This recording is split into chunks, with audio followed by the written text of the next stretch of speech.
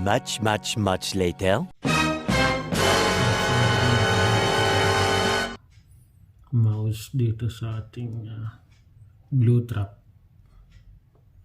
So effective din siya. Lagyan din siya ng mga mani or nuts para mabait talaga siya.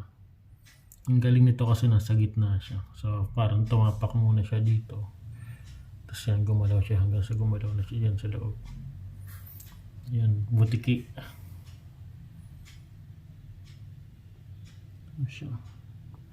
Bye bye, mousey.